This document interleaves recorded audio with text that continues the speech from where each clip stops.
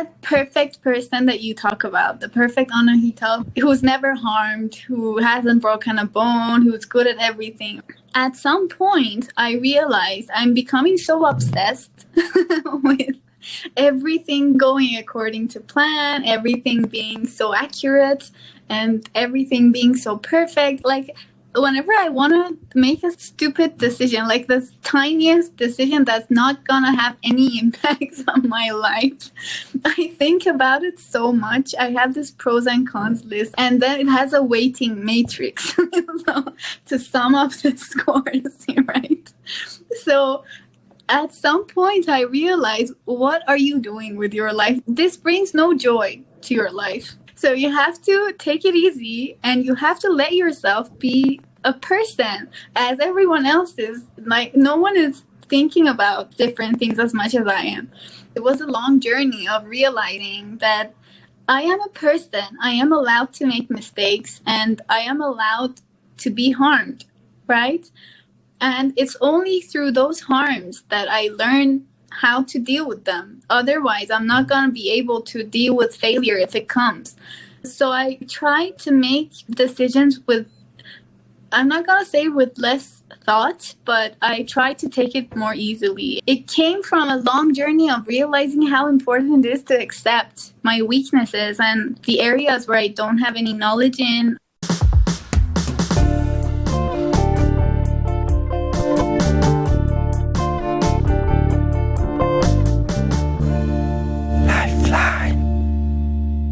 Hello everyone, my name is Din Long and welcome to the podcast Lifeline.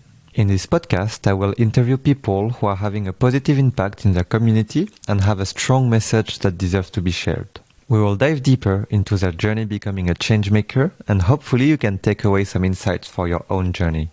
And please do subscribe to Lifeline on YouTube, Apple Podcast, or any platform that you are using. And also you can share this episode with your friends if you like it. It's really what helps me the most. In today's episode, you will meet Anahita Hosseini, who is a multi-talented Iranian youth and a proud generalist who's always the first one to say yes to new things and to take the lead when working on new projects. She shares with us why she enjoys learning as much as possible, how she learned to be social and how to take risks, and how she built her confidence and leadership skills by embracing her vulnerability. She's an economics student, pianist, singer, performing arts addict, and has participated in many international competitions of mathematics and economics since she was 12 years old. She's now studying her master's degree, working at the United Nations Resident Coordinator Office in Iran. She's an incredible volunteer with the Movers program, a climate advocate, an aspiring entrepreneur, and wondering whether she should keep being good at many things or start becoming the best at one thing. Sorry in advance for some background noise issues. We are always trying our best to record with high quality sound, but it's not always easy. You will notice that it was first recorded live for the Lifeline Live number 2. So enjoy this episode and see you in 2 hours. Okay, anyway, welcome. Hello, I see Afia is already commenting. But yeah, welcome Anahita, welcome everyone. Feel free to comment. I see one comment already. Oh, okay, Linka. Hi, Linka. Linka, who was my partner of crowdsourcing questions for Anahita. But yeah, hello, welcome everyone to Lifeline Live number 2 with Anahita Hosseini, also known as Anahit on Facebook, and I will ask why in this episode. I always wondered. But yeah, no, welcome Anahita, and I always start any episode by sharing a bit how we know each other. In our case, it's interesting. First, the disclaimer is I think you're the first Iranian I ever had a proper conversation with. I've met Iranians on a rooftop bar in Shanghai, but we didn't really speak. Deep conversations. But yeah, so you're the first one I really had conversation with. But yeah, we met through UNDP, through Youth Collab. So I was working a bit with the Iranian office, and you were there. And then, one day you appeared in Movers Program community. I remember you joined all the workshops possible during 1-2 weeks. Every workshop, you were always there. I was like, oh, cool. So, and from then, you never stopped. Now you're like a very important member of Movers community. Everyone knows you. And I think I spent this week, this morning, yesterday, to stalk everything I could stalk from you. And I think that you make my life easier because your CV is very detailed from 2011. So like when you were 10 years old, I think, 11. So I have a lot of details. So hopefully we can go through everything. And I feel like I'm doing a stand-up comedy show. But baby, just to kickstart, would you like to introduce yourself, who you are, what are you doing these days, or anything you want to share to kickstart? Yeah, so hello everyone. Hello Dinlong. Thank you for the very detailed introduction. My name is Anahita Hosseini. But as you mentioned, my Facebook name is Anahit. And the reason why is that in our home, everyone called me Anahit ever since I was very, very young. This was very contagious to the circle of my close friends.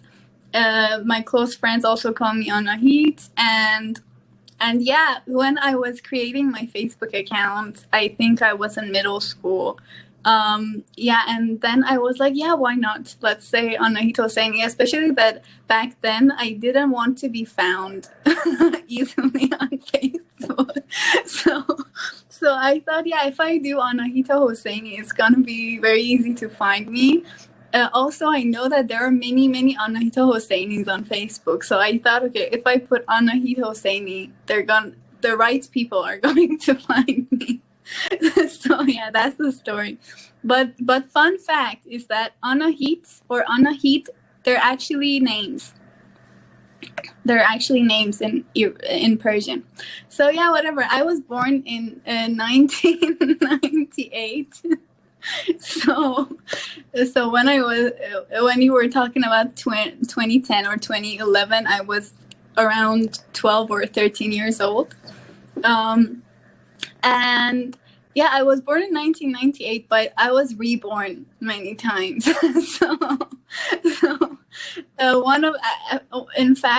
One of my rebirths was a few weeks ago. And generally, if I want to talk about myself, I think being an Iranian woman has played an integral role in who I am and what I'm trying to do, which is not very clear for myself yet, but And I studied economics for my undergraduate studies. Now I'm officially a master's student of economics, but I'm on a break.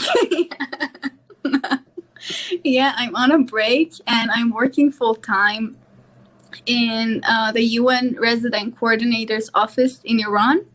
And for that reason, I'm going to say that I'm here in my personal capacity and not representing the UN.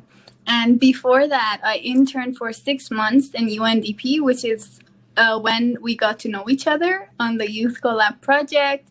And afterwards, I joined the Movers program, which is like one of those highlights in my life. And so that's it. Super happy and excited to be here. And we have already talked about why. Cool. Thank you so much. So everyone, if you want to hide yourself on Facebook, just remove the last letter of your first name. That might, just hide yourself from all the hackers. But actually, I tried to tag you earlier and I was like, Anahita, and I was like, where is she? And she was on your account. I was like, oh yeah, it's Anahit. So actually it works. I was like spending 5 minutes like, where is she? This could literally become a meme, you know, like hackers trying to find Anahita, and when they say, "Oh no, Anahita," then they're gonna be like, "Oh no, we can't find her anymore." I'll do that. Actually, I saw something similar recently. Okay, it gives me a lot of ideas. But yeah, before we move to the first question, yeah, I think you have the hello from Afia, from Michael. Hi. Anahita is a hit from Kosoma, from Lamea. Ooh, hello. And I think, yeah, also, I mean, what I wanted to say is, I will speak a lot about your CV today because for me it's a good framework to prepare all the questions. But I think, you know, what's interesting is I will say I know quite well the Anahita, but from your recent volunteering experience. But the Anahita from your studies or Anahita from your work, actually, I have no idea. I mean, yeah, my CV is only good for fun, random interviews. It's not good for job interviews. So yeah, we'll explore all of that. And yeah, also, like, I think the fact of your rebirth and also you mentioned Iranian woman is something we never spoke about. So hopefully we can speak about it today as well.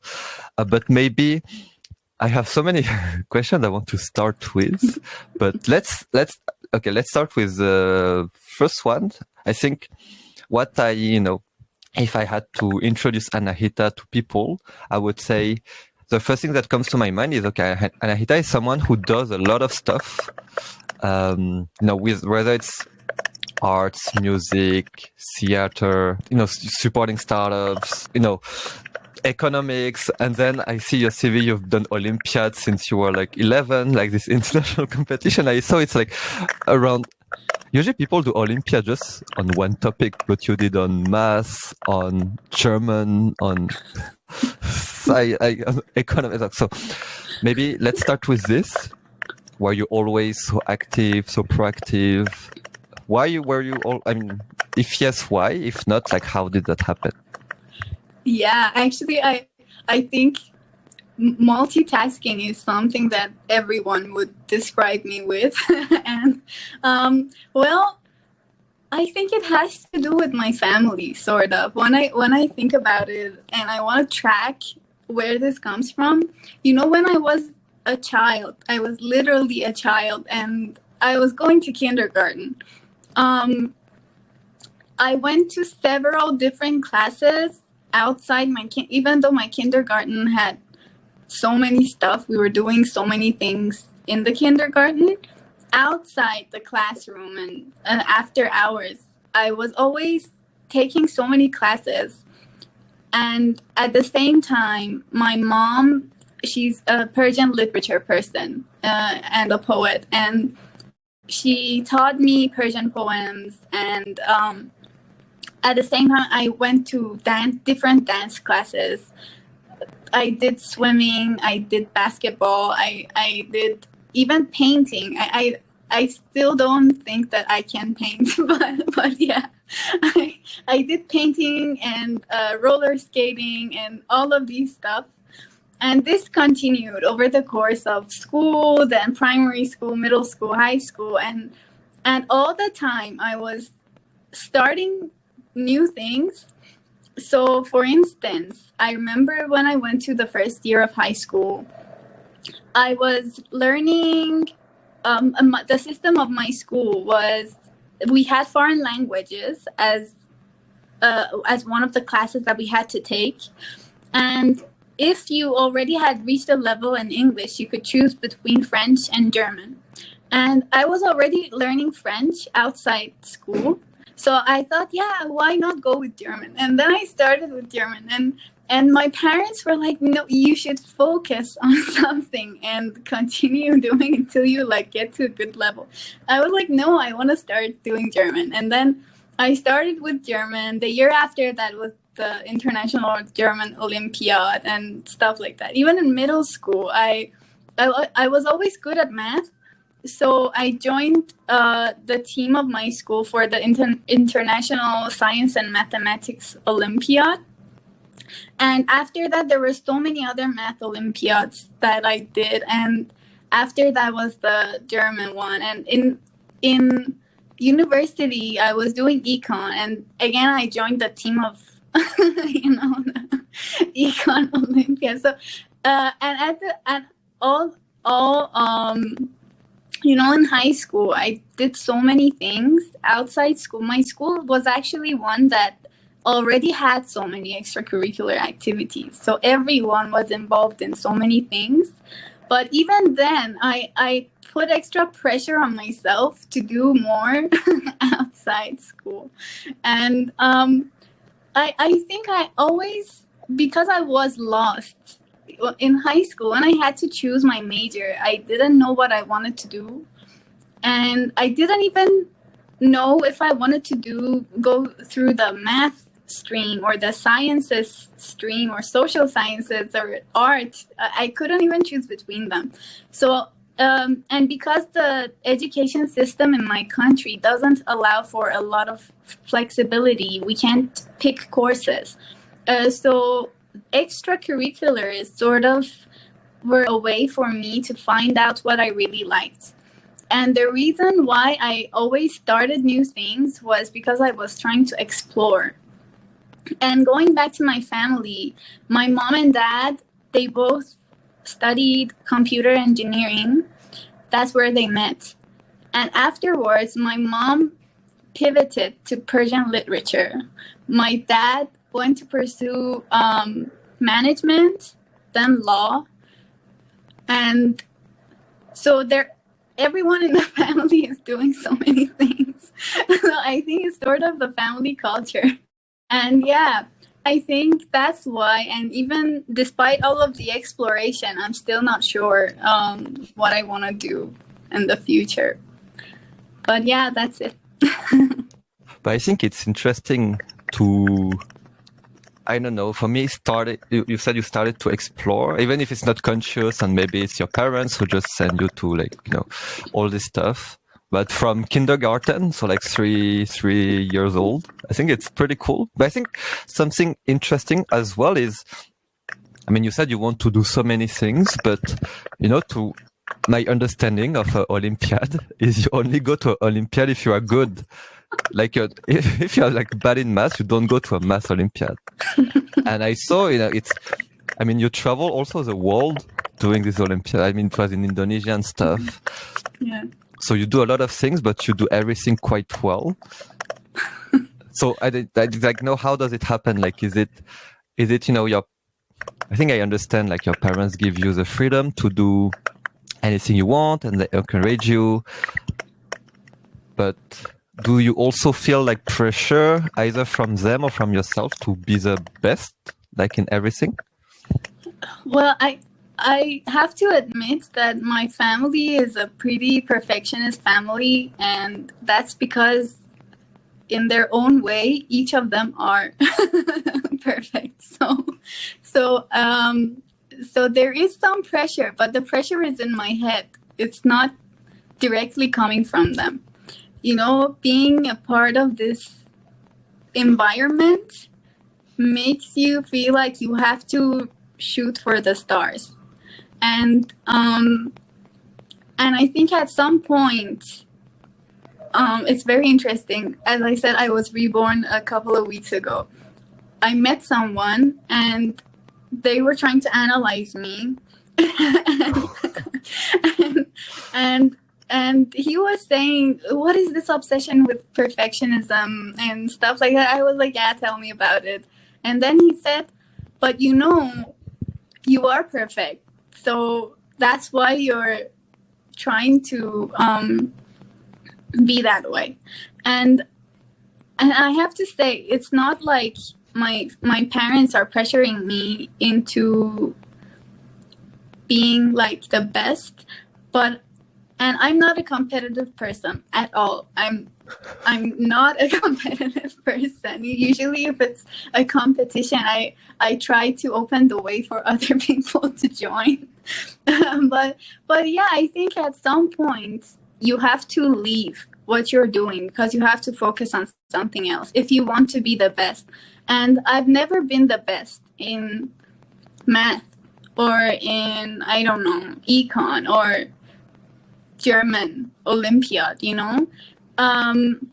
because there's a curve, which is the return curve. I don't know if you see me in a mirrored way or like this way, but let's say this is the graph.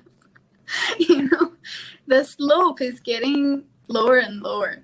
And if you want to, the effort it takes to progress this much at higher levels is more. And the time investment, the effort investment. So I could never be the person who is willing to put the extra effort to become the best. So for instance, I play the piano and I've been playing the piano for 18 years. But I think if I was willing to put the extra effort after, 10 years, I could have become a professional pianist. But now I'm a good piano player, but I'm not a professional pianist, right? It's because I want to do different things at a good level, but I don't want to be the best. I don't see a point in it. So yeah, it's mainly in my head rather than coming from my family. But yeah, I totally see it's a logarithmic curve, right? Yeah. So if we... But I think for me, there's still the threshold between. I mean, you could do a lot of things and be. Because for me, the best, of course, it's I consider that people who go to Olympiads in Indonesia are still part of the best, at least in their generation or at your age. You could do piano, but just like this, right? But you still, shoot videos, publish on Instagram, piano every day and stuff like this. I mean, you are not like, you are not, trying to think about the name of a mathematician. You are not, wait, I know this. You're not like Pythagore. Wait, I don't know. Anyway, maybe I say it wrong. But you're not, of course, you're not like, but I think, okay, let's restart. But you're still good at everything. And I think it's still, I would say, better than average on many things that you do. I find it very interesting. And I just wonder, like you said, okay, I could have become a professional pianist. Did you ever ask yourself if you wanted to be? Because I know that, for example, when you speak with good athletes, at some point they have to decide, like, will I become professional or will I just continue my studies or whatever?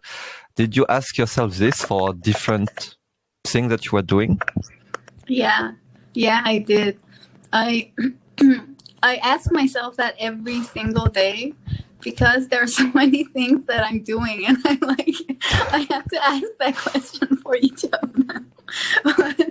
But yeah, I did. I actually, I don't remember which one. For piano, I have.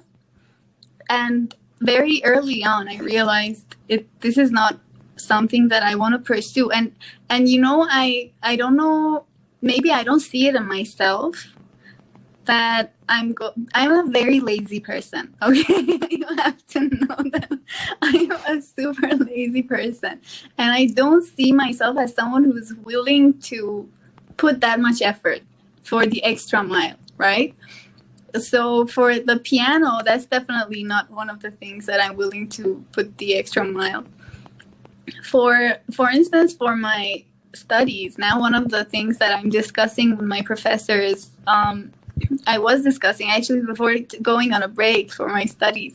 One of them was saying, if you pursue economics as a career, like academically, you're gonna become one of the best, one of the top, those names that you can't remember, right? and I was talking to my parents actually about this, and I was like, I don't want to become that person. regardless, in this case, regardless of the effort that it takes, which is a lot, you have to invest your whole life into it if you want to become an economist. Even the name of being called an economist has so many things with it, you know? You have to invest your whole life. And I'm not willing to do that. And I don't want to become that person. So, yeah, I do economic research. I have actually worked as an economic researcher, and I still do. But to be able to contribute that much to a whole field of science is just not me, you know. And yeah, I prefer engaging in different activities, building different teams, and contributing, adding value to each of them in each of these areas. And I think being a generalist, maybe if that's what it's called, has its downsides because, you know, in your career, at some point, you have to be an expert in some field. But for me at this age, I'm too early. It's too early for me to decide what kind of expertise I want to have. And I asked that question about piano, about theater. I'm not sure actually yet, because it's one of the interests that I've kept ever since I was a child. Whenever they ask me, what do you want to become when you grow up? I said I want to be an actress. Sometimes I said I want to become a firefighter, a pilot, but the interest in being an actress never changed. It's the only constant in my life. So about that, I'm not sure yet. But yeah, about many other ones, I am. But it's interesting. Like, you know, I was speaking. I interviewed a guy called Yama for episode 3, I think, of Lifeline. And he's also a guy, when you meet him, you understand this guy is doing like 20 things at the same time. And then I was like, you know, how, like, you know, same, like similar question. And he was like, you know, because I felt like, you know, I think not debate, but the generalist versus specialist is very interesting. We speak a lot about it with Linka as well. But yeah, I felt like, you know, and it's linked to Linka's question. She asked a question. Let me just put it here. But yeah, I felt like when you do so many things, you can develop what's called, you know, economies of scope. So not economies of scale, but, you know, maybe competencies or skills you develop in theater that you can use again in facilitation, or skills that you use in math that you can use in, well, I don't know, but in another sector. But yeah, so linked to Linka's questions, I'll just read it out loud. But as you are being knowledgeable about so many things, is there any experience that you apply multiple discipline of subjects to solve one issues? I don't know if I would call it an experience, but I think the general skills that one learns through different things are transferable. Most of the skills are transferable, actually, in my opinion, unless they're technical. And I'm not very interested in technical stuff. So that's why actually I think I'm doing different things now that I can think of it. So for instance, if you do theater, one of the things that you learn is improvisation. And I think at the essence of improv is being attentive and being open. So when you're doing improv in theater, you don't know what's going to happen. You don't have any plan. You just have to pay very good attention to what other people are doing. You have to be open and accept what other people are doing. So when someone in improv does something, you can't undo that. It's already done, and the audience has seen what's happened. You just have to respond to that. And I think this action and response, the way you are able to be open and receptive and attentive and sort of accept what's happened, paves the way for the future of anything that you're doing. So in theater, that's for acting, but in real life, it's for dealing with scary situations. At work, it's for dealing with urgent situations. I don't know, in many things. This is an example, I think, and a very important example. I was telling you about interviews before we started the broadcast, and I think the way I embraced the nature of improv in theater helped me in job interviews, actually. and yeah, I think that's one of them. But these, after a while, when you experience this through in different areas, it's not just theater where I learned how important improv is. I learned that at work. I learned that in real life. It becomes a part of your personality. So, one of them was being accepting what's happened and paying a lot of attention and being responsive. Another one is, for instance, problem solving. I think problem solving is at the core of my being because and that comes from math. That comes from having the background in math and being able to break things down into smaller problems and then connecting the dots and having a plan on how to solve it. But this also applies to different aspects. It's not just about math. It's about life. And on a daily basis, we deal with problems. We deal with hard decisions that we have to make. And yeah, I think problem solving is also one of them. But as I said, these are all transferable.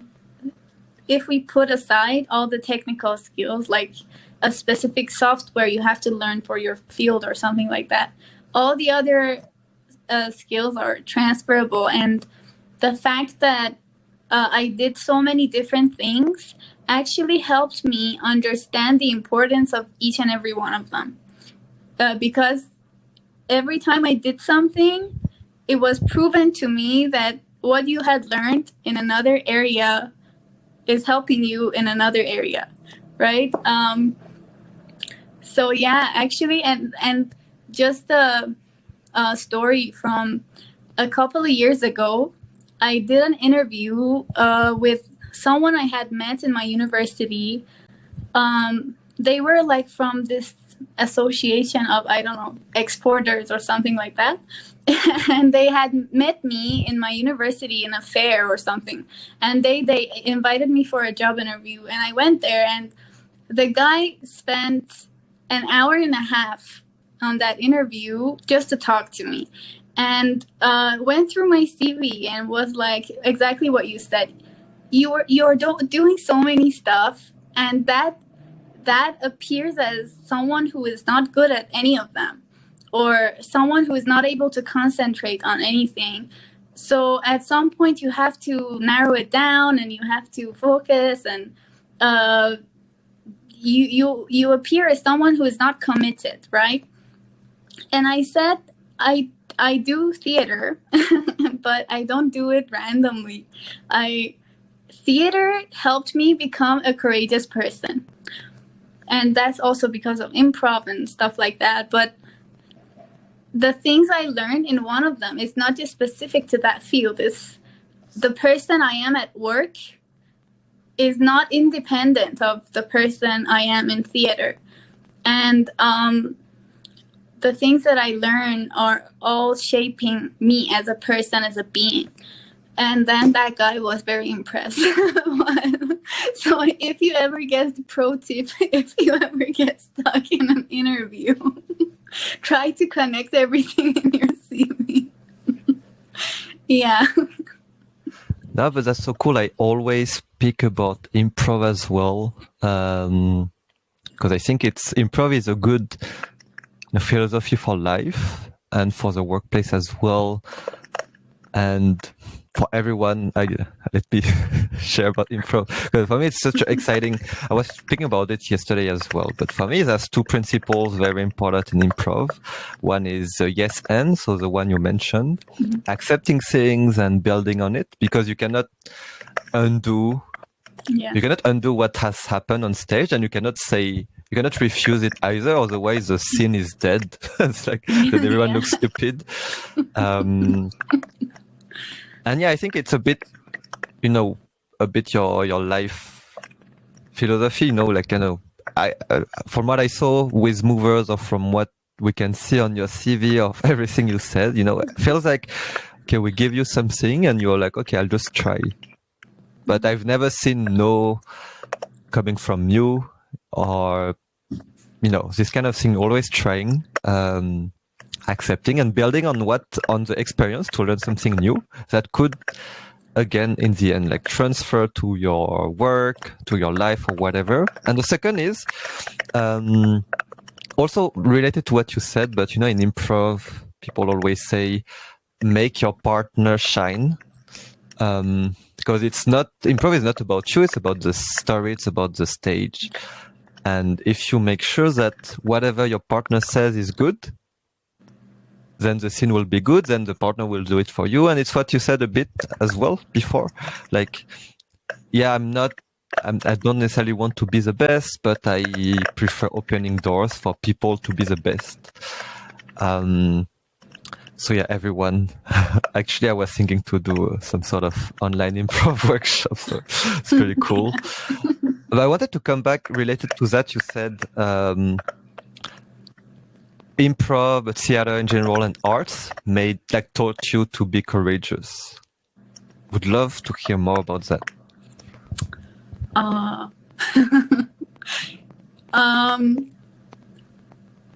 Let me start by saying that I'm not a risk taker, and I haven't been a risk taker, I don't know, ever since I was a child. And the reason why I wasn't a risk taker, I grew up in a family where my mom and dad were opposites, complete opposites, right? So my mom is a total risk taker. My dad is not at all a risk taker, right? And growing up, I picked up personality traits from each of them. And I chose being a risk averse from my dad.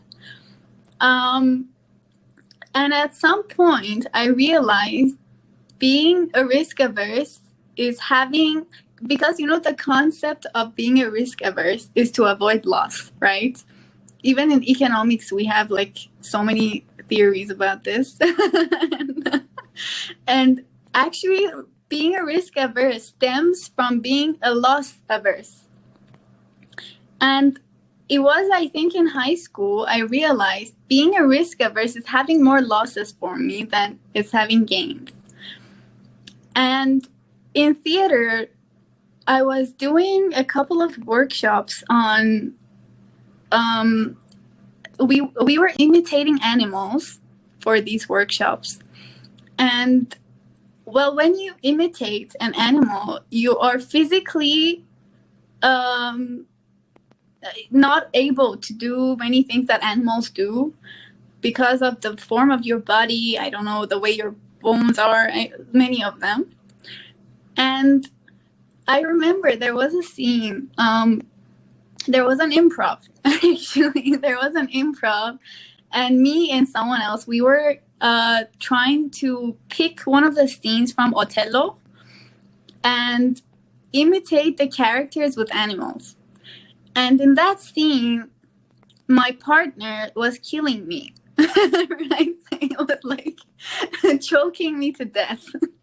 And I remember, it's very interesting. Still, I don't know how I didn't literally die because he was literally choking me to death. And at that very moment, I was literally dying, but I survived that. And this happens in theater so often. If you become independent of your actual self and become the character that you're playing. If you're so present in that scene at that moment, not that you don't realize there is pain. It's nothing you can deny. The pain is there, but you survive that pain. And there were times when I was very scared to do some stuff, like some moves, I don't know, to fall on my knees, or I'm gonna break my knee. And fun fact, so I haven't broken a single bone in my body. Even when I was a child, I didn't do many risky things. And in theater, I realized you can take those risks because they give you the space. And if something bad happens, it happens, right? You can accept that and you can deal with it and you can move on. And then I'm still not a risk taker, but I'm not that extreme risk averse anymore. So I'm willing to take some risks in my life. For instance, going on a break in university is something that the Anahita from 10 years ago wouldn't ever do. Would not even be an option in my mind. But being able to come out of the comfort zone and being willing to take some risks, however tiny they are, that's something that I learned from theater, and I owe it to all my theater teachers. No, that's so cool. Yeah, I think definitely, the safe space you mentioned, like the safety net, yeah, it's so important. Because improv as well, I felt like you spoke about physical risk, but risk can be about, your reputation, can be about financial loss. And in improv, even just the fact of, imitating an animal, it's difficult because you make fun of yourself, etc., etc. Yeah. But yeah, I feel like theater gives you the, safety net to do that. Yeah. And it's another transferable skills, right? Because then in real life, you make more fun of yourself. You don't take yourself too seriously. But yeah, for me, I start to see, it's not new, right? But when people do theater very young, like 20, like you can see, yeah, like, usually these people are, very confident in public speaking and so yeah, I think it's when we all have, I think no one has kids in the stream, but yeah, it's a good thing to think about. But let me say this, I think, I don't know if it's just me or the society that I lived in or the family that or just it's an international thing. Being vulnerable is not something that is advertised, right? And it's not something that you count as a strength. You're being vulnerable. That's the definition of being weak, right? But I think being able to allow yourself to be vulnerable is a huge strength. And that is something that you exercise in theater. You let yourself be prone to losses, to damages, to harm. And that makes you stronger. Like the what doesn't kill you makes you stronger thing. I think being able to allow yourself to be vulnerable is a huge strength. And I'm trying to exercise that in my real life as well. I be it in relationships with the people around you, with your friends, just always being the person who knows it all, who is this strong, untouchable person, or I don't know, something like that, because that's the person I was. I used to be that person. You can ask around, right? You can ask AAA, right? But I'm trying to take it easy, because I'm always too hard on myself, to take it easy and allow myself to be weak whenever I am weak, or to express that even. And I think that helps the self-exploration and growth journey. So even if theater helps you be this confident person, the confidence comes from the fact that you know where your weaknesses are, and you're willing to accept them. Yeah. Yeah, no, I think it's very interesting to know when you say, okay, how to, when you realize this in theater, how to bring that to real life. It's such an important thing as well. And when you mentioned like before you were like this, I know everything person, like what happened? Is it the story of the German Olympiad? No, that's actually the story of one of my the story of the German Olympiad is the story of me being an antisocial and transforming to a social person. Oh, welcome back to that just after. but no, this is actually, it doesn't have a very specific event that made me realize this. I think at some point, maybe the story of being an antisocial and then becoming a social person had something to do with it. But this came later on when I realized, you know, that perfect person that you talk about, the perfect Anahita who's never harmed, who hasn't broken a bone, who's good at everything, or stuff like that. At some point, I realized I'm becoming so obsessed with everything going according to plan, everything being so accurate, and everything being so perfect. Even like whenever I want to make a stupid decision, like the tiniest decision that's not gonna have any impacts on my life, I think about it so much. I have this pros and cons list, and then it has a weighting matrix so, to sum up the scores, right? So at some point I realized, what are you doing with your life? This is not, you know, this brings no joy to your life. Even if the outcome of that decision after thinking about it for several years is good, it's gonna be good, but with so much depression and anxiety, right? So you have to take it easy, and you have to let yourself be a person as everyone else is. Like, no one is thinking about different things as much as I am. So at some point, it wasn't a point, it was a long journey of realizing that I am a person. I am allowed to make mistakes, and I am allowed to be harmed, right? And it's only through those harms that I learn how to deal with them. Otherwise, I'm not going to be able to deal with failure if it comes. And so I tried to make decisions with, I'm not going to say with less thought, but I try to take it more easily. And with my relationships with different people, I try to move away from that Anahita who was the know-it-all and who I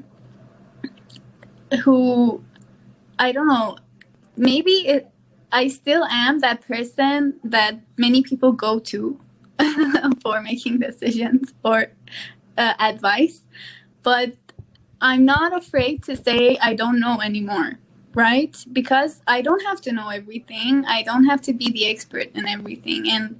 And now I'm not afraid to admit that.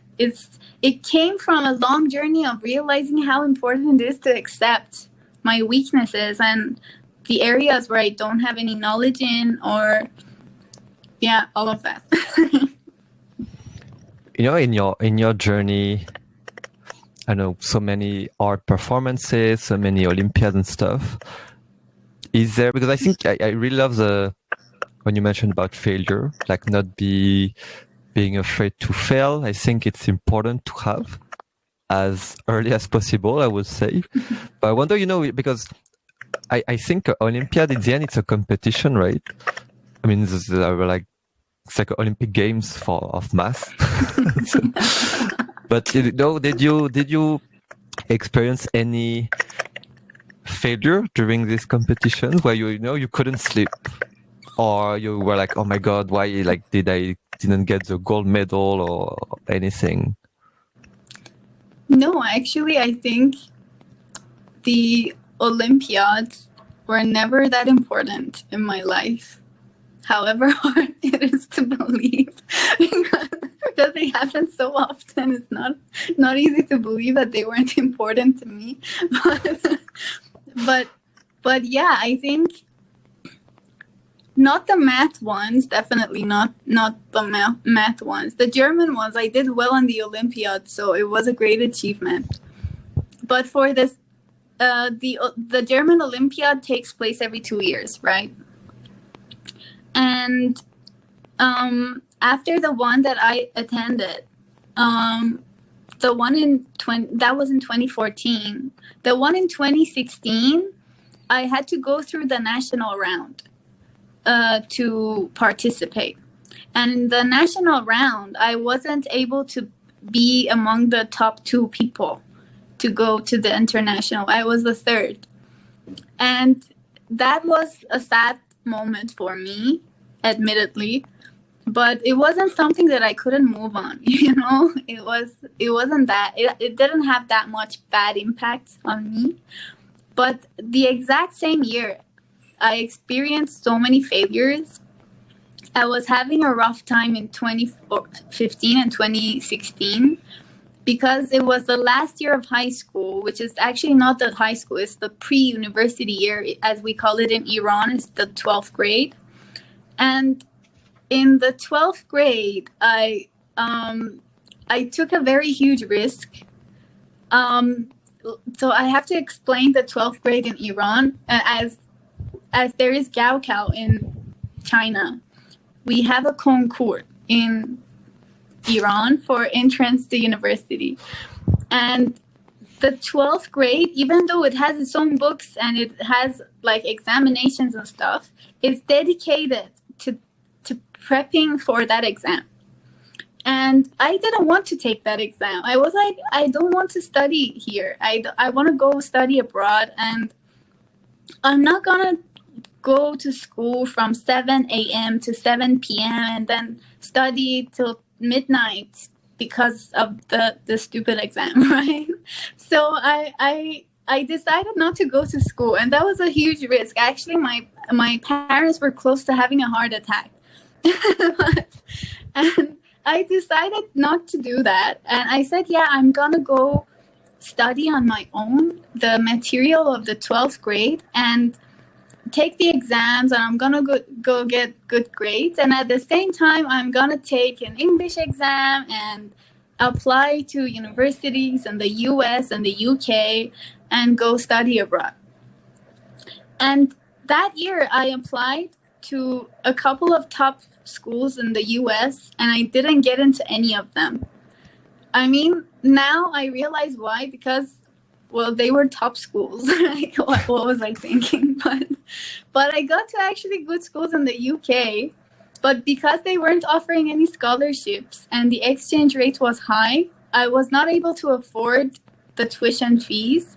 So about 1 month before the national entrance exam to universities, I realized that I have to take this exam, right? So in 2016, around spring, summer, I had been rejected from the universities that I wanted to go to. And I didn't get into the team of the International German Olympiad. And there were other stuff going on in the family. I don't know. There was so many stuff at the same time going on. It wasn't such a bad year. I can't stress this enough. But then with minimum effort, because I'm a lazy person, as I say, I took the national entrance exam and then got into a good university to study econ. But yeah, I mean, that year was one of the most terrible failures of my life because I also got really low grades in the actual exams of school. So yeah, that was one of the huge failure years of my life, which took a very long time to move on from. I think the first year of university, I had depression from all that background. And it took me a while to realize, yeah, it wasn't meant to be. And now I'm glad maybe that I didn't get into those schools. Why are you glad now? I mean, what made you move on after 1 year, after your first year of uni? I think moving on is a process. So it's not like there's one cause for moving on. But once you realize that this has happened and there's nothing, you can't undo it, like it's an improv, right? You can't undo what has happened, and you have to live your life. You have to opt for new opportunities. You have to continue living a life and follow, I don't know, your dreams. I really didn't have dreams as per se, but you have to find new opportunities, better opportunities to elevate yourself and to grow. So after the first year of uni was a disaster because I didn't like the environment. And also I had the background from the last year of school. But along the way, I learned, okay, I'm starting to like this major. And this major is actually helping me, and being actually in this university, even though it wasn't the university I was looking for,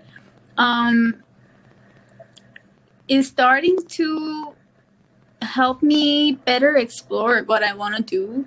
And there are so many good opportunities coming up because I'm here. Right? If I was somewhere else, these opportunities wouldn't have been there. And now, let's say if I, now looking back, if I had gone to the US or the UK, I would not have gotten to know you, right? And many other good things that came up, like the Movers program or where I work right now, I'm pretty sure none of them would have been there if I had gone to a different university or had studied a different major even. So this is looking from an optimistic perspective, but the moving on thing was just realizing that this has happened and I have to move on. No, I think, yeah, it's because in the end, you know, whether you have dreams or not, the university you are in is just the medium. It's not the end in itself. But it's whatever you do during your university days that will build what you want to do after. And yeah, I think it's oh man, I have so many questions, but I really, I want to come back to first before we move to your 20s years. If you can share like how did you pass from antisocial to social during the German Olympiad, and can you share like what is a German Olympiad also, like what what do you need to do during a German Olympiad? So we've been talking for something for so long and no one had any idea what it was. So for the German Olympiad thing was that itself wasn't my transformation. That was the result of my transformation. So to give you some background, growing up, I was this kid who was always, Anahita is different, right? I think most of my friends always hated me because their parents used to point at Anahita and say, look at Anahita and learn from Anahita. I never wanted that to happen, but it was just the way it was. And when I was growing up, I had no friends, or even the friends that I had really didn't enjoy being around me, and I didn't enjoy being around them because I simply did not enjoy being around people my age. So whenever we went to gatherings, even though I was in primary school, I was like 7 or 8 years old, I always hung out with adults. I sat with a group of men discussing politics, or I don't know, stuff like that, you know? I never went to the room where children were playing. And I think this was a two-way street. They also didn't enjoy being around me. And when I went to middle school, and I wasn't good at teamwork. In primary school, I was terrible at teamwork. Whenever we wanted to do team projects or stuff, I was so bossy that I annoyed everyone. Literally, I think everyone hated being in the group where Anahita was the team member. But when I went to middle school, my school put a lot of attention to teamwork and leadership. So everyone had to learn to teamwork, right? Because it was at the core of what the school philosophy was about, I think. And in every class, in every project, we were in teams. And I was having such a hard time because in primary school, I can say many of the students weren't performing well, or they didn't have the necessary skills to lead a team or to plan for the team and stuff like that. But when I went to middle school, everyone was talented, everyone was good, everyone had the potential to be the team leader.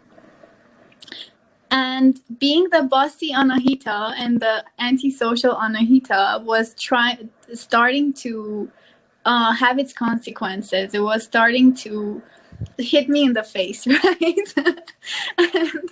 and because the school was putting so much attention, I had to learn how to teamwork. I had to learn how to socialize, and I started learning. It was the exploration journey from realizing who I was and realizing what being that person is not good, and realizing who I want to be as a human being. So after 3 years in middle school, I learned to be a more social person, a better team player, a leader who is not a bossy person, right? And I remember it was between middle school to the first year of high school. I was probably 13. I called many of my friends or met them in person to apologize for the person that I was, right? And I literally did that. And when I went to high school, I could see that journey yielding fruit because I was performing better in teams. I was leading teams and more people were enjoying working with me. And I was enjoying being part of teams more than I was enjoying working independently. And I think the highlight was during the German Olympiad where they gave me the Fairness Prize for being I don't know how to explain this, but I don't know, being a socially pleasant person. I don't know, or for helping other people, being a good team player and stuff like that. So, and that's why that prize is like the greatest achievement of my life, even now, after so many things that have happened. Yeah, so it's important to me because it shows me after so many years of suffering, literally suffering, and being willing to change and then changing, going through all of that. It's not the recognition actually that matters to me. It's the fact that, the recognition comes from the fact that you have actually changed, right? So that's like a reflection of reality. It's not reality itself. And that reality is very important to me and makes me super happy. But about the German Olympiad, so the German Olympiad is like an event. It's like a 2-week event where two participants per country get to the final round, which is held in Germany, and there they have independent and team projects. So every 2 years it takes place, and for each one there is a different subject, a different group of subjects, and the participants. My year, it was, I think, the environment, art or culture, and another one. And we had to make a wallpaper on the topic that we chose. So we had to write essays in that wallpaper and take pictures and stick them. And there was also another round of independent work. I can't remember. But there was also a team project. And in this team project, we had to prepare a show which could take the form of a talk show, a theater show, an improv, and many other things, and be creative and talk about that topic. And then there was another round where we had to describe a picture and in German, and someone would draw what we were describing. They weren't seeing the original picture. And that was also happening in teams. Yeah, I think I'm missing something here, but it was so many years ago. It was 7 years ago. Yeah, so that was like the Olympiad, but the Olympiad was taking place in 3 different levels. So the level that I was participating in was the A2 level in the European language framework. So A2 is for beginners usually, and it was like 1 year after I started learning German. The second level was more intermediate advanced, and the third level was advanced. So that year I was in the beginners team, beginners level, and the 2 year after that, where I didn't get into the final round, I was participating for the rather advanced team, which is when I didn't get in. So yeah, that was the Olympiad. It's interesting. I thought German Olympiad is they gather German-speaking students and you need to translate text in a competitive way. That's like a big exam. No, it was very interesting. I was actually surprised how creative the way the Olympiad was designed. Yeah. Yeah, no, that sounds really cool. It's like a mini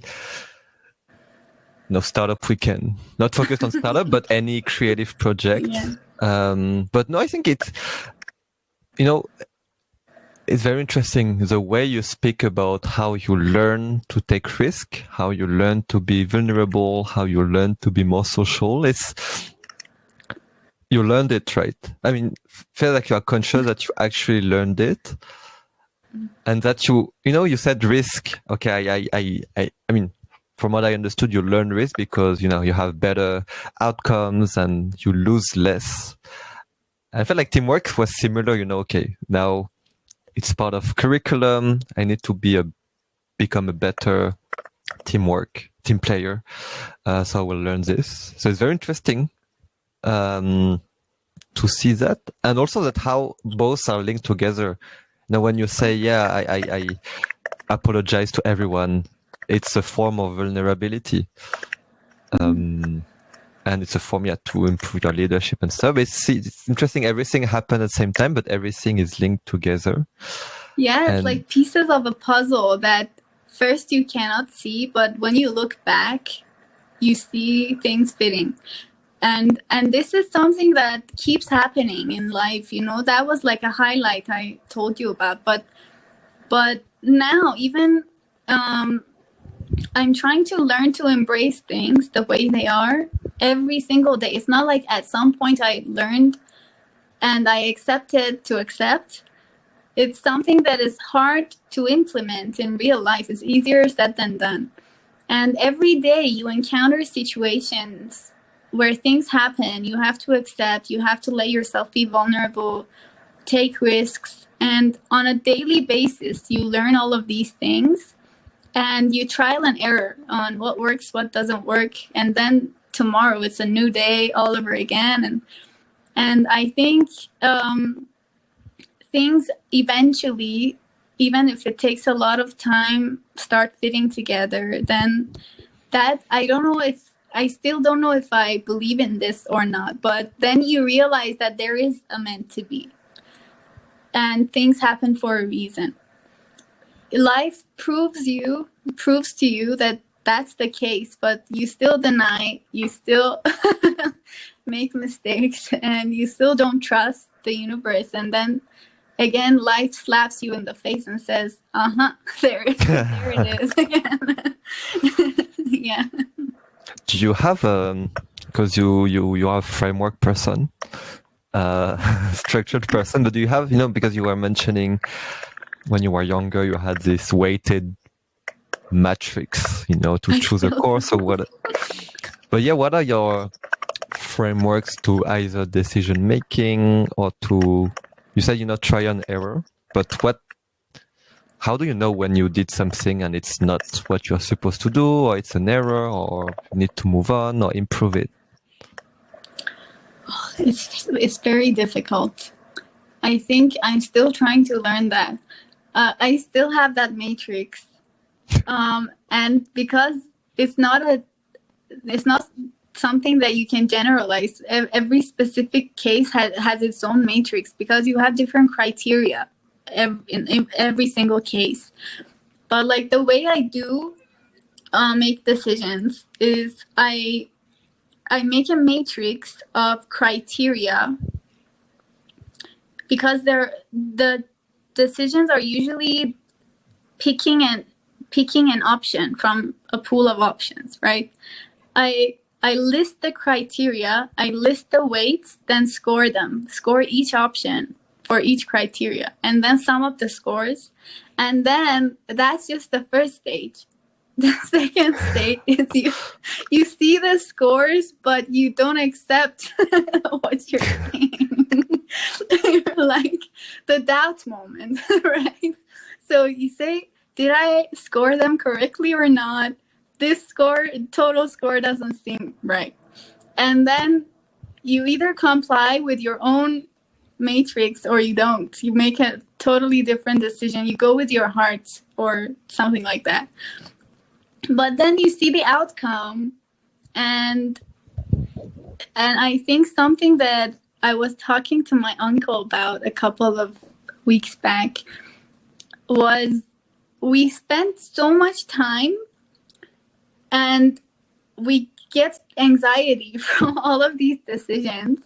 And in the end, the decisions that we invest so much time and effort on are not going to have the tiniest impact on what happens in the future. But rather, the embracing of opportunities that come along, those are the key moments in life. And this is like a hypothesis that, if it's true, it undermines every kind of problem-solving method, or I don't know, life coaching system that is in place, right? So with regards to realizing if I made the right choice or not, I think even when you see the outcome, you can't tell if you made the right choice or not, because life is still going on, and you still don't know the actual impact that it has on your life path. So it's always too soon to tell if you made the right choice or not. But something that I have come to learn is, no matter what decision you make, because each of them are a learning opportunity, even if you made the wrong decision, you made the right choice, right? So yeah, that's something that I've learned and I'm trying to implement. So if I want to respond to your question, I don't know.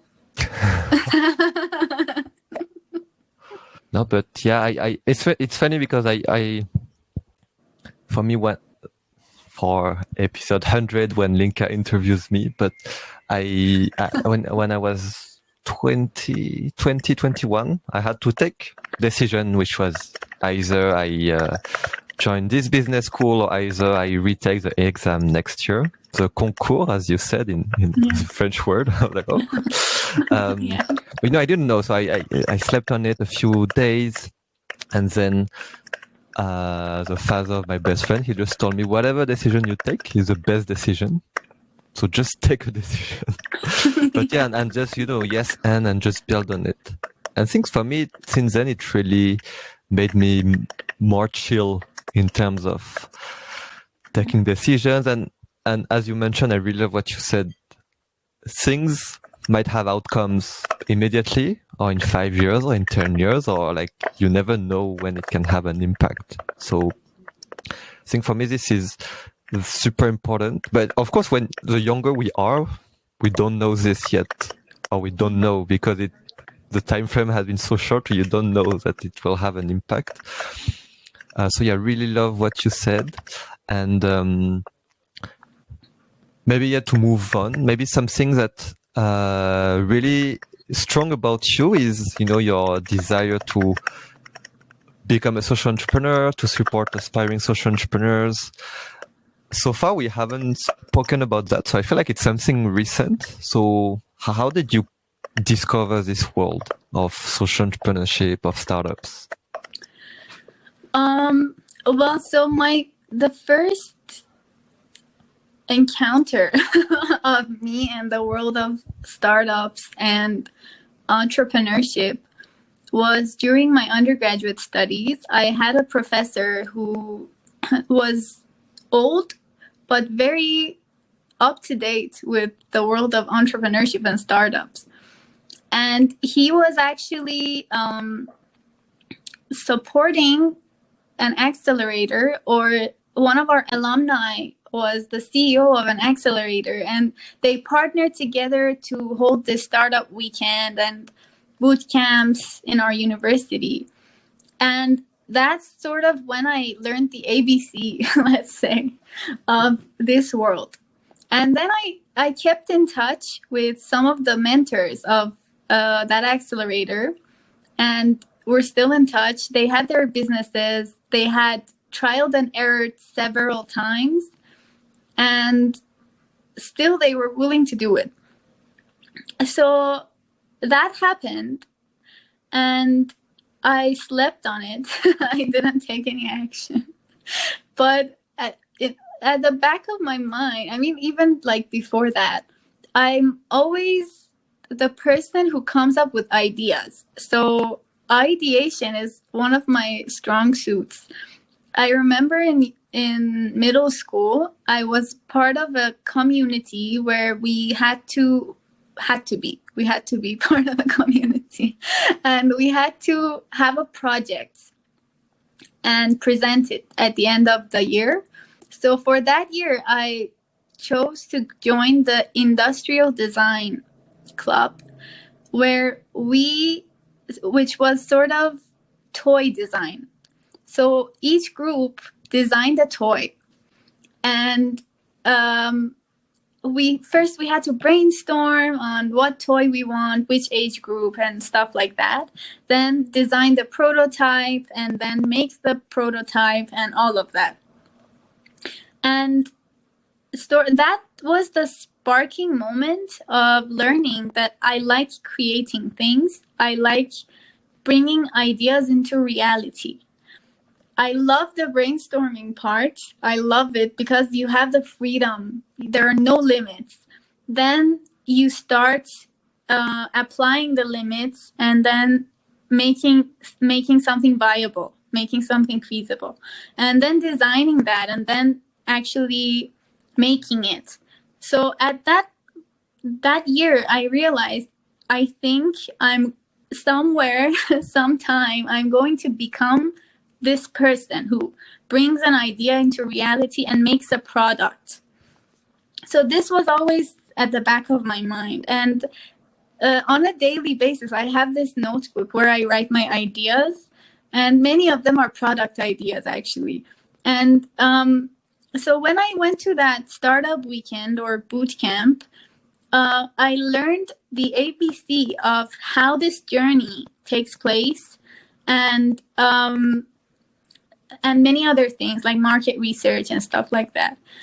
And when I went to UNDP and I learned about Youth Collab and about the concept of social entrepreneurship, I realized this is something that I had no idea existed, but it was there. It's like saying, your eyes are closed, you're somewhere, and you're in heaven, but you don't know you're in heaven. Then you open your eyes, or someone tells you you are in heaven, right? So the social entrepreneurship for me was the same. That's where I was. That's what I wanted to do, but I didn't know about the concept. And learning about that and realizing that my mission in life is to serve the people around me, or is to serve the society I live in, or not just the society I live in, actually. My more ambitious mission is to connect people from around the world and serve that global community. And that background of ideation and product design and all of that made me realize that this is sort of the end game, maybe. So I have not taken any action on it yet, but the realization was the first step, I think. And after seeing so many people and movers and from Youth Collab who are taking action in their societies in Asia Pacific with similar cultures, with similar limitations, sort of gave me hope and motivation to pursue this. Yeah, I think it transitions super well to with Linka. We're like, okay, let's ask her a lot of questions about Movers Program. No, but yeah, I think it's so important to be able to put words, social entrepreneurship. I know I've seen, even for me, the aha moment of someone explain. And it's a simple concept, right? Enterprise that wants to solve a social environmental issue. But if no one tells you, you have no idea that it's a thing. And then someone tells you and you're like, oh my God, okay, this is what I've been exploring, but I didn't know there was a concept. For me, it's very important to put words on stuff, and that people outside also help support other people who are in heaven but close their eyes. But yeah, so linked to that, so now you've been with Movers for a year, I think. Have you celebrated your 1 year anniversary? No? No. I joined in February. It feels like you've been here for so long. Time is so your 6 months anniversary. Yeah. But yeah, maybe. And I mean, it's related to Movers, but in general, I'm curious, what, I mean, you joined 6 months, you stick with the community, you are very active, you mentor new volunteers, you organize a lot of workshops. Now, what makes you join this community? What makes you stick to it also? Because, as in Movers or in life, we see so many things happening. Like, why do we choose to join this group and why do we stay? I think for me, that's an interesting thing to understand. Well, for Movers specifically, I think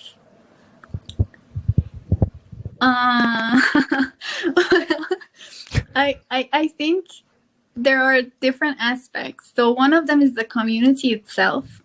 I think in one of the onboarding calls, I explained this to people who are no joiners. That when I joined Movers, after having been in university for 4 years and not having felt as a part of a community, not the sense of belonging for me wasn't there when I was in university, but in high school it was. So for me, Movers was this community of people, a safety net, a group of supporting, motivated people who are willing to make change in their world. And so this was like a social aspect of movers, which gave me the sense of belonging. And I think when you feel the sense of belonging, automatically the motivation to join and stay is there, right? So this is like the social aspect. But like from a more technical perspective, so I was working with SDGs when I was in UNDP and now. So the whole framework of SDGs is something that I deeply care about. It's like the common language that you said for social entrepreneurship applies to SDGs. We have it even in the slides of the intro to SDGs. And so for me, it was very important to raise awareness about the SDGs as the whole framework and each of them. Because I know for a fact that many people have no idea that this exists exactly like social entrepreneurship, that it's a concept, it's a framework. And it was very important to me to spread awareness about it and to encourage other people to join this movement, to join this whole community and induce change. And the framework, quite frankly, the framework of movers, how it works, the system is so well designed, thanks to you and Linka, that the system works, right? So it's very important. If the whole system, the modules, the way the whole thing works, from the step-by-step guide to the automations and everything, registration form. If these things weren't properly designed, I might have wanted to join the community but not take action, right? Because I wouldn't see a point in taking action. But because the framework, the system works, then I think every little action that I take in compliance with this framework is going to add value. So that's why even organizing a single workshop is going to have an impact. Doing the slightest thing is going to have impact. So that's from the technical perspective. So, yeah. Yeah, no, I really love it. I think, and it's a very structured answer as well. But it's very French, essay style, like 3 parts. But no, I think the first one. Yeah, exactly. But yeah, sense of belonging, common purpose, and clear system, clear actions to take, clear framework to understand how does your action link to the purpose. I think very interesting. Really love what you said, that you might have been part of the community because you have sense of belonging, but might not have been encouraged to take action. It could have been a possibility. So yeah, because, I think it's interesting to understand like the recipes of communities, how it works. I think, yeah, it's good. Good summary. And maybe can you share part of movers for all the movers listening? Yeah, I don't know, one good memory with movers program. Well, I've enjoyed every second of being in the movers program from the very beginning and the week of many workshops and joining them. But the highlights were the 2 pre-event series. So the Youth Collab Summit pre-event series and the Climate Week pre-event series. And this also connects to what I said at the very beginning about liking teamwork now as opposed to earlier in my life, and enjoying teamwork more than I enjoy independent work, because I saw in front of my eyes people joining forces to make something happen. And I think that's the beauty of teamwork. And I think this, like, the philosophy behind it is we become one, right? We're drops of the ocean. We join and we become one, and then we make something happen that each of us individually could not make happen. And that oneness, that that is very here, right? I saw that happen in the Youth Collab Prevent series, where people volunteered to host workshops, to co-facilitate with each other workshops, make opening and closing ceremonies. A lot of effort was needed to make that week happen, and it was so last minute. I mean, we had one meeting and we realized we have to start the whole series in 2 days. and it happened, and the participants liked it. And then it was the climate week with so many interesting events, fireside chats, panels, workshops, and all of that. And it was just a very memorable, both of them. They were so cool. Yeah, I think we can still feel the oneness of the pre-Youth Collab Summit group. I think, yeah, you built something very powerful there, like all of you. And linked to that, I mean, I wanted to come back to a question from Afia, who's been with us since the beginning. So thank you, Afia. Wow. Sending a lot of hearts. But yeah, I think,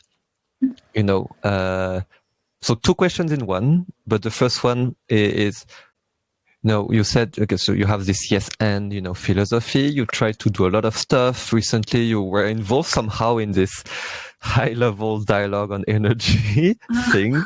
But I feel like, so from you, it's normal. Like you appear in this random stuff.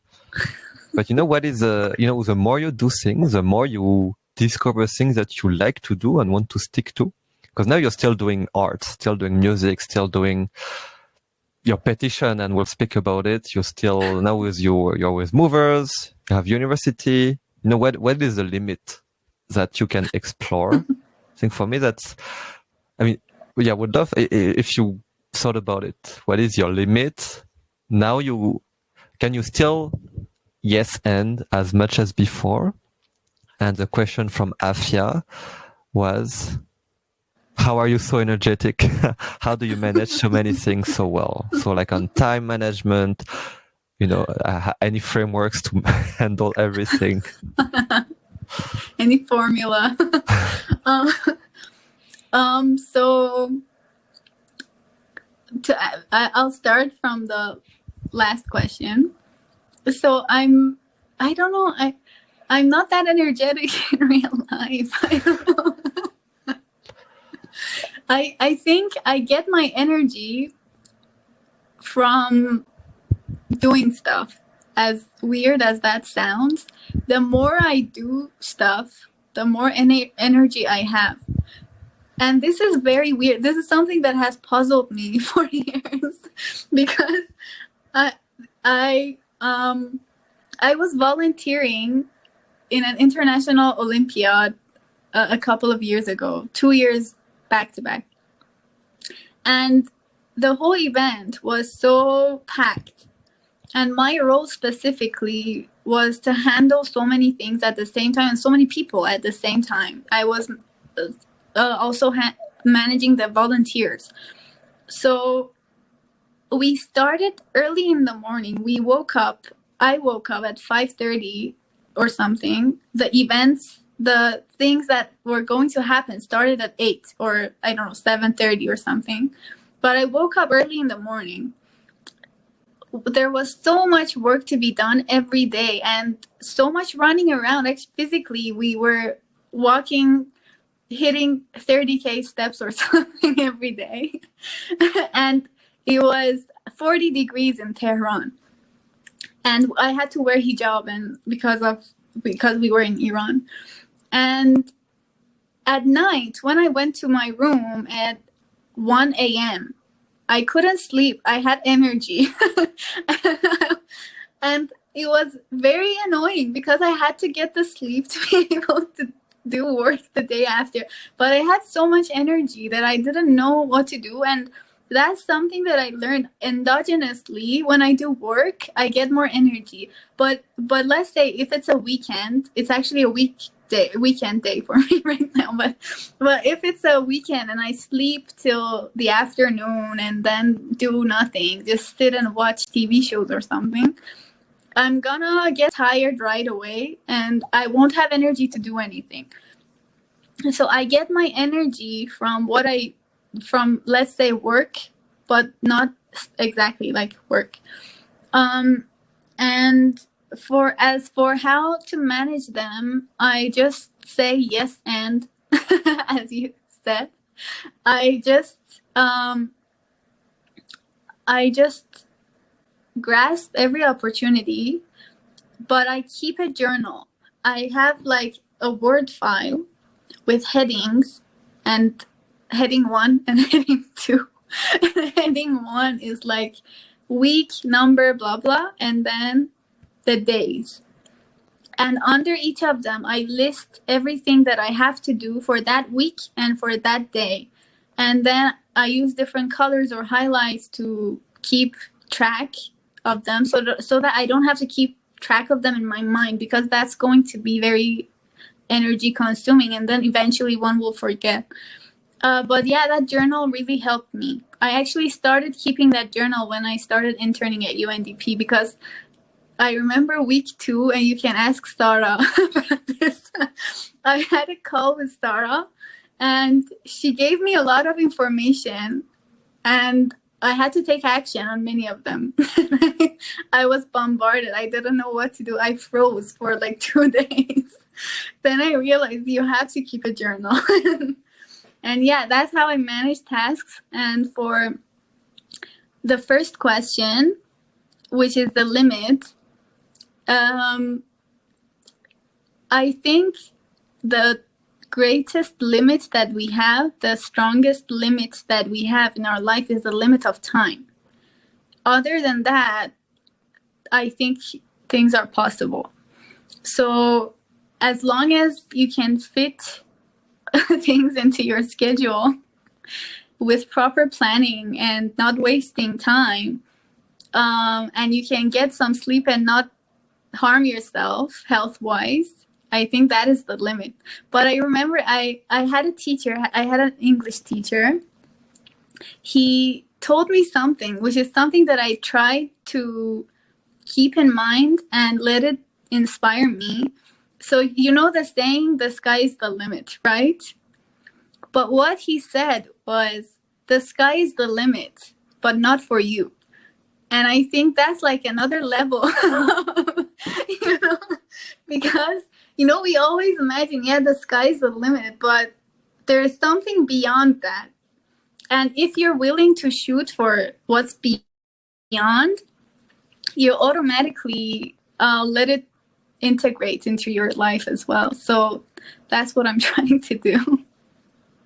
Do you still waste time? Yeah. Of course. Do you still spend Saturdays just doing nothing and watching Netflix? Well, we don't have Netflix, but we need a VPN to use Netflix. But yeah, I watched many TV shows. Okay, so she's still a normal human being. I watched them over and over again. Like, I've watched Friends, How I Met Your Mother, Blacklist, 24, Prison Break, Big Bang Theory, all of them. I've watched them 1,000 times, and I still do. But do you need to, like sacrifice or trade? Like, okay, I watch so many series, now I have less time to play piano, or I will sleep less. Or you still manage to fit everything that you want to do, like in 1 week? Or do you feel frustrated sometimes that you don't have time to do, piano, acting, song, movers? Yeah, sometimes I feel like the limit of time bothers me. I wish the day wasn't 24 hours. But it's not like, deep in my heart, if I want to be very honest with myself, I mean, I know the truth. Other people might not know the truth, but I know that I'm a lazy person and I'm wasting time. So if I wanted to do more of the activities that I want to do, I would be able to. So for me, I don't know, sometimes I even think that wasting time is a way for me to be on the safe side, if you will. So I'm wasting time to prove to myself that there's still time to do more. It's like keeping something for the rainy days, right? But now, I haven't done theater for a year or so. I haven't been to my German classes for a couple of years. But I believe if I actually wanted to go to German classes, I would be able to. I'm bringing excuses for time. I'm bringing excuses. There are online courses now, thanks to COVID. No need to stay in the traffic or stuff like that. So I have time. I still have time. And if I want to play the piano, I play the piano. If I want to waste time watching Friends, I will. And it's actually not wasting time. You laugh. And speaking of that, one of your other activities is your change.org petition. Yeah. And it's pretty much linked to what you experience at 18, I guess. But yeah, could you share a bit more about it? I just signed this morning. Yeah. But yeah, it's like Iranian students, so difficult to study abroad because of the fees first, but also because of the structural barriers that they cannot even pay the fees because of all the banking restrictions and stuff like this. But yeah, we would love to hear more. Yeah, so the petition I created a couple of months ago. And the reason why I created this was, so when you want to apply to go to a university, you have to pay an application fee, right? And the application fees are usually between, I don't know, $80 to $120, depending on the university. There are lower application fees, but on average, that's the fee. And a couple of years ago, the exchange rate in Iran went up. It tripled, then quadrupled, and now I think it's above that. So the price of paying an application fee for an Iranian student, considering the current exchange rate, is more than a month's salary of an average worker. So if you want to pay $100, $100 would be the equivalent of 2 million and something tomans, which is like the 1 month salary of an average worker. And that's, so let's say if one person wants to make sure that they get into a university, they're gonna apply to 5 to 10 schools, and they have to pay like 1 year's salary for just the application fees. And in addition to those, each person has to take an English proficiency test. For instance, IELTS or TOEFL, they're gonna cost much more than a month's salary. So just the applications and getting then you have to send the test scores, the IELTS or TOEFL test scores to university. Each is going to cost, I don't know, $11, $20. And all of that, based on my calculation, the application process the application process alone, if it's not a specific case, because for instance, if you have to take GMAT to go to business school, you have to fly abroad, go to another country to take the exam because it's not taken in Iran, or if you want to take the SATs for undergrad. And the whole trip is going to cost a lot of money because of the exchange rate. So it's going to cost about 2 years of an Iranian's salary to apply, just to apply. And when they apply, they usually have to go abroad to get a visa. So if they want to go to the US or Canada, they don't have an embassy. They have all of that. so, and that's just the application part. When they actually go abroad, they have to pay tuition fees. They have to pay living costs. And the tuition fees alone are going to cost how much a house is going to cost for a family of 3 or 4. So it's a very expensive journey. So that's one reason why to sign this petition. The other one is because of the financial sanctions on Iranian banking system, it is not possible to pay money to places abroad. So if you want to pay, first of all, we don't have Visa cards or Amex or any of those. So we only have national debit cards. And we are not linked to PayPal or the online paying systems. And we never was, but before the sanctions, there was a way to find a broker or an exchange bureau to make the money transfer. But because of the sanctions, it is not possible anymore to make the transfer. So this is not just something for a micro person, for an individual. It's also something that exporters and businesses are facing. A couple of weeks ago, I don't know if you heard the news or not, the UN was going to invoke the voting rights of Iran because they hadn't paid the membership fees. And the MFA, Ministry of Foreign Affairs of Iran, said, we are in a financial sanction situation. How can we make the payment? And again, for vaccines, the same, so it's not at the individual level, even at the macro level, the money transfer is an issue. And if an Iranian student wants to pay the application fees, they have to go through illegal channels, or they have to have a relative abroad to make the payment for them. And not everyone has that privilege. So yeah, that's why I made the petition to waive the application fees for Iranian students. Do you remember, like, when did you have the idea to write this petition, and like how like you woke up one day like, okay, I'll write a petition? Yeah, I saw it in my dreams when I was sleeping. No, actually, in 2019, I went to an open day of University of Cambridge, and I learned about their postgrad programs.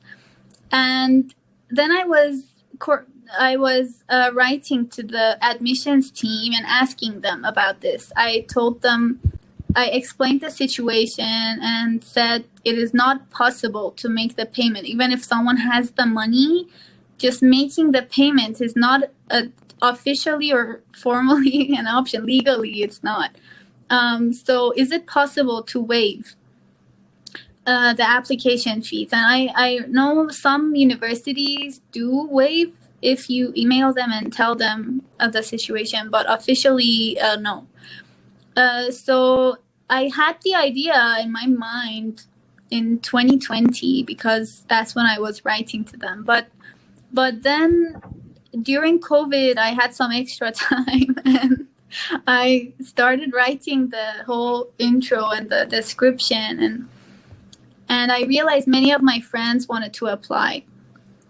So I had like a whole group of people who were going to apply this year and going to face the same issue. So I realized, yeah, that's the time.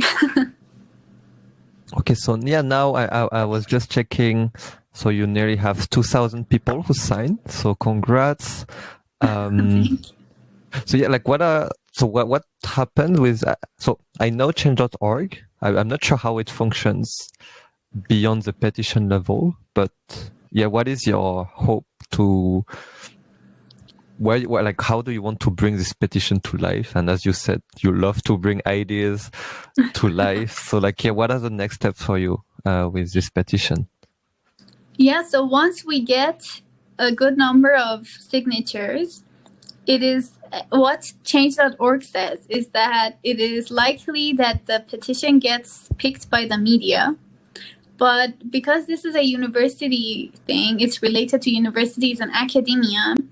My plan is to use my network of academia students and people, the network of my network, to share this with academia abroad. So be it faculty members, be it students, be it universities, who are in the position to actually make it happen. Right? So it is not my decision to waive the application fees. It's the decision of admissions committees and universities. And once it is proven that this is a significant issue based on the number of signatures, then it is possible to make the case for it. So I'm not a lawyer, but can hire one. So when you say your network of academia, I mean, it also applies to students or to anyone who's been a student. Like they could also theoretically take the link of your petition and share to their university, right? Yes, like, hey, exactly. FYI. Yes, exactly. I think students, this is not something specific to Iran. I mean, the person who's signing it does not necessarily have to be an Iranian student willing to apply, because this is an issue. If you think about it, it's a fundamental issue of right to education and justice, because, you know, every human being is born with the right to have access to education.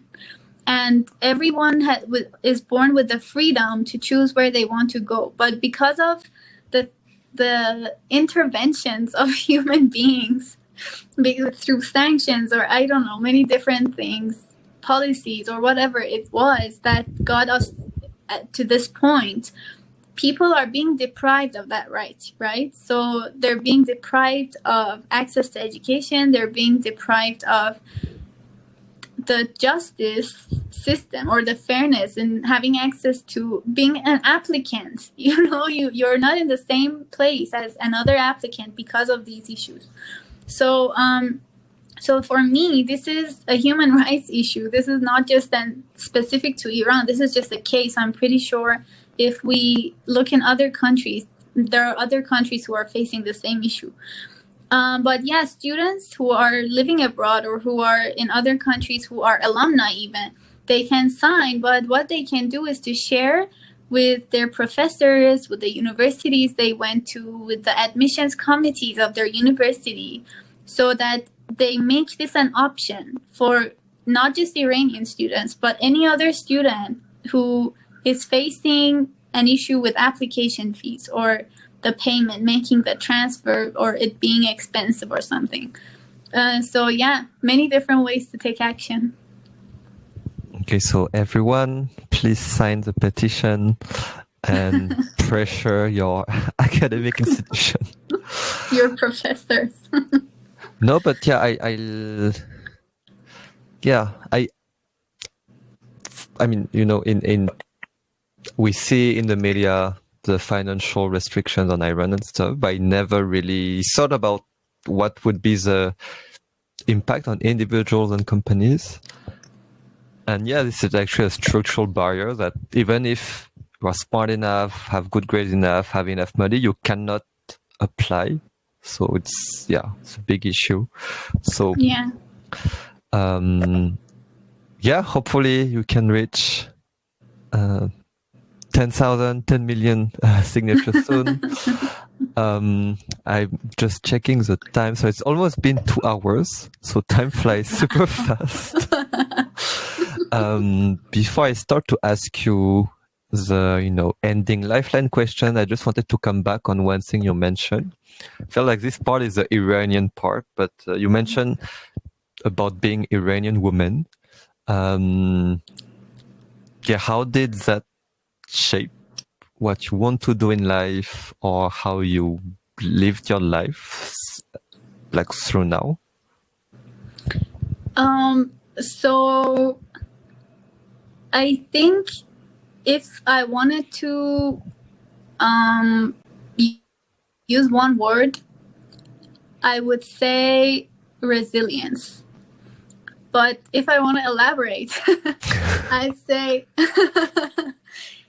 being an Iranian woman is not easy. Being an Iranian generally is not easy, but being an Iranian woman is not easy because there are many laws, there are many rules, written or unwritten, which are specific to Iranian women. So they may stem from religion, they might stem from, politics or different things. It might even not be any of them. It might even be cultural. It might be the families themselves who are making the social norms that are there for Iranian women. And I grew up in a family where the traditions, the culture was very different from what was the norm in the society. So I think I grew up more European style than more Iranian style, but we got the elements of Persian literature and stuff like that in our house. But I mean, from the way I was brought up was I did not face many restrictions or limitations because of my family, but in the society, those limitations were there. And seeing how that affected the society made the issue of gender in general very important for me.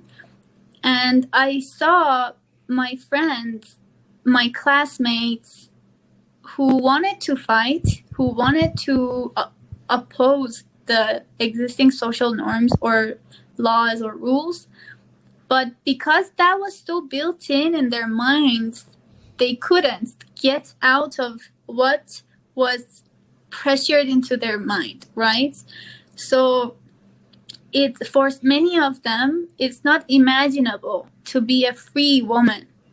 For many of them, it's beyond imagination because it's like, I think there was an experiment even done on this. If you put a hat made of metal on someone's head, their brain is going to shrink or stay small.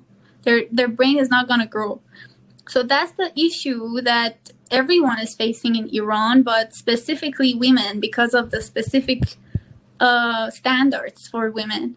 And for me, how that became a huge part of who I am is I learned the smart way of dealing with it. So I never protested or I never, join any of these demonstrations because there are significant consequences. But I learned to find my way through the society despite the existing norms. So even though I was not facing them at home, I was facing them in the society, in the university, wherever I was. And I tried to find the smart way of navigating through them, but at the same time, sort of making the smallest impact or smallest,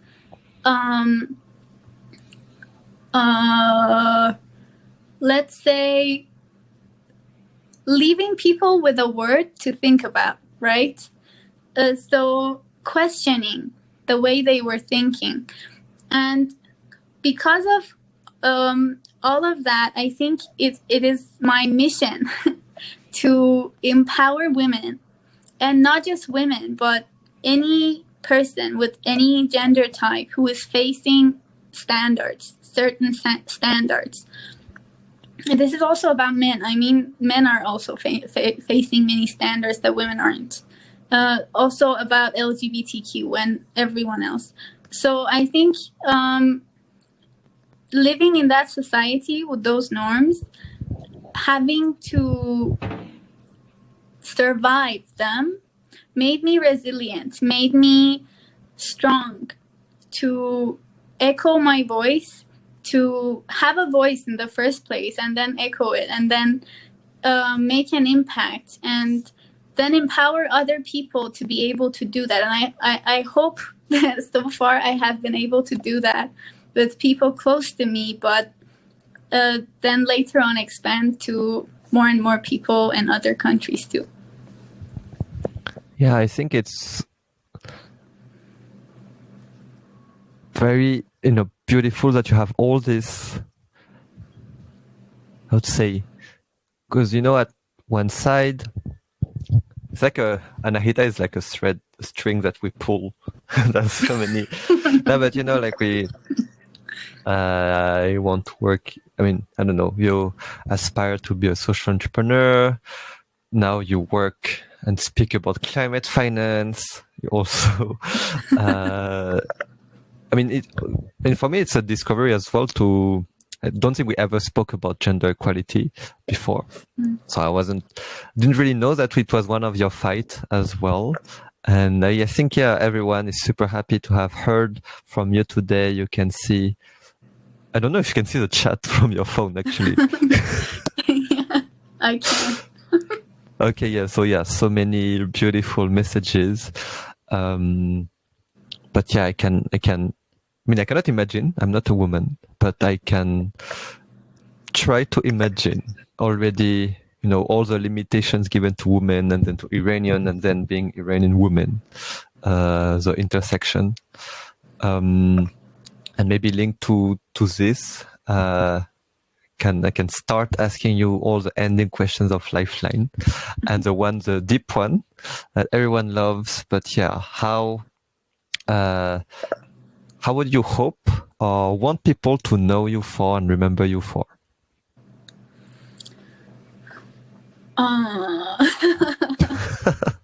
I think every single person who was on Lifeline got stuck here. Except for Shomi. She was very clear on that one. But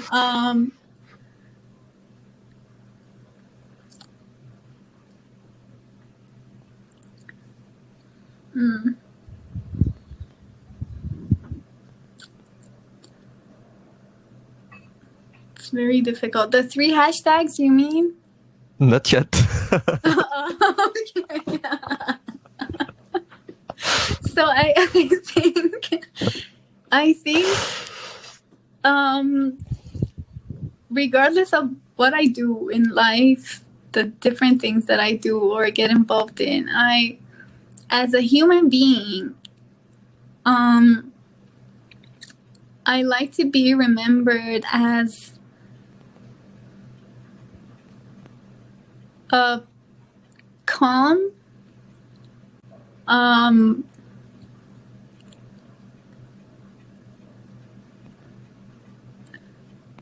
and inspiring and servant, let's call it. so someone who's serving her community or her world, sort of, but along the way is doing so peacefully and is inspiring other people to be a part of that movement, let's call it, or that being or that soul that I mentioned earlier, the team that is one, who is trying to make a change. Yeah. And what are, I think I gave you the hashtags. No. It's okay. I will add the hashtags again, and you need to find new words. But about this, like, what are? You always tell me you have no idea yet what you want to do in your life. Oh, no. But lost. Hashtag lost. But before that, what are your next steps to try to reach this? Because you're already doing it, But if you say that, it means that you want to do more. So what's missing in this journey? I think something that is definitely missing is a mentor, right? So I have thought of getting a life coach, but it didn't work out. I tried one or two sessions, and then I was like, I'm out. I'm out. but yeah, I think a mentor or a group of mentors is missing, and well, it's not easy to get like one mentor who is investing their time into guiding you, right? And I mean, even if you want to go to therapy, it takes like 1 year for the therapist to get to know you, and that's their expertise, let alone if it's a coworker or a colleague or I don't know, someone else who doesn't know you. First they have to get to know you, so it's very difficult, and I don't think it's ever possible to have one mentor who is guiding you through life. So what I try to do to sort of skip this step is try to listen to everyone, no matter what they say, and pick things from the inputs of different people, because each person has their own perspective, their own way of looking at you. For instance, I don't know, I know my closest friends, but maybe they haven't ever looked at me in a specific way, or they haven't picked something that is a part of my personality because it never came up. So each person, given the circumstances, realizes a different aspect of you. And so everyone is potentially your mentor, right? And so that's one thing. But other thing is, so along the way, if we look at the less philosophical aspects and be on the surface, I have to figure out what I want to do with my studies. So I might work for another year and then apply to do my master's, or apply for my master's to start next year. I still don't know about that because I still haven't figured out which course I want to apply to. And then also work-wise, I have to try new areas. So going from UNDP to UNRCO, one of the reasons why I picked UNRCO over UNDP was to explore another area of working in the UN. And maybe I have to switch to another organization or a whole different field to explore.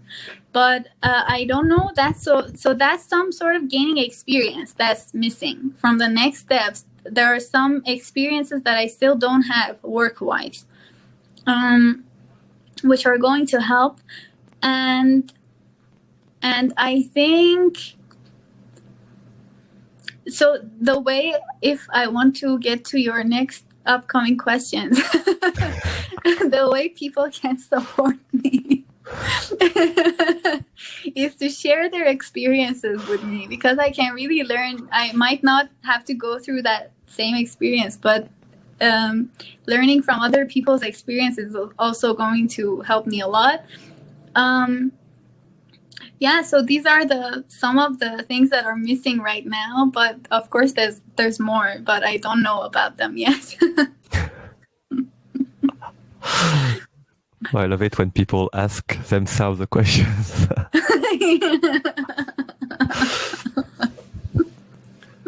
Okay, yeah, so everyone, please share your stories to Anahita. And I think she's quite flexible if you have any projects to involve her in. Just try, she might say yes. But yeah, coming back to the hashtags, if you had to select 3 hashtags, would it be the 3 things that you just mentioned? So calm. Oh, I forgot already.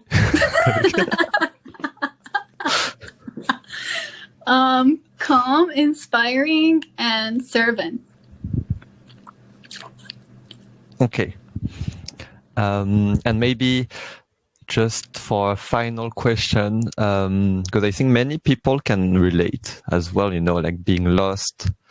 I feel like it's part of our generation, but it's also something we all go through, trial and errors. And the thing is, when people come to me and ask me, I'm a bit lost, so I don't know what to do with my life, I tell them to explore. I think it's something you do already. So I don't know, any advice for young people who are exploring, but they feel like they've been exploring for a long time, or they still don't know what to do? I don't know, from your own experience, what would you like to share to the youth? I think this will be a great sum up of what we discussed earlier, and connecting to something that I said I was discussing with my uncle a couple of weeks ago, that the decisions we spend so much time on don't have much of an impact in our future, but rather the opportunities that come along and we choose to grasp, they can totally change our lives. So my advice for people is, first of all, if opportunities come along, capture them, but more importantly, make your opportunities. So you make your opportunities by growing your network of people, by connecting to more and more people from different areas, different fields, different places. Also by engaging in activities that randomly come up, where you can learn many things and you can make opportunities from them. So usually opportunities come from your network, usually, but they can come from social media. They can come from a random post that you see. There's so many things that were random in COVID that I joined. And I got to know so many people. If I travel in the next few months, I'm going to meet so many people for the first time in my life. But I got to know them because I joined some random event because they were online because of COVID, right? So many people were sad because of COVID, but for me, the whole COVID thing was a huge opportunity. And I think this mentality of making your opportunities and capturing the opportunities that come along, that's going to completely change your life. I mean, it can completely change the person you are, and it can completely shape your future. So that's the advice I give to young people, because I'm very old.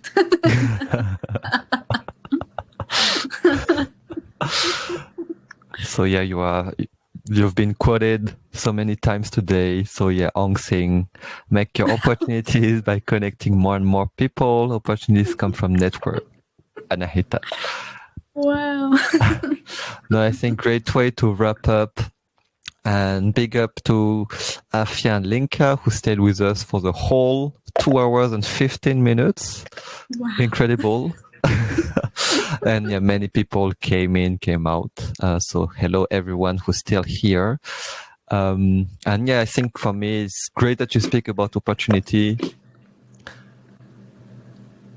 Yeah, I think opportunities are always there, but it's up to you to grab them as you are exploring.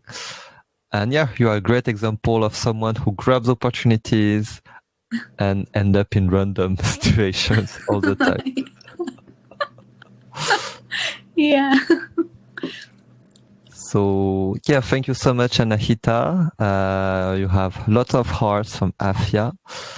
And yeah, again, everyone sign the petition, and yeah, just connect with Anahita. She's chill. She will always happy to meet with new people. So thank you, everyone.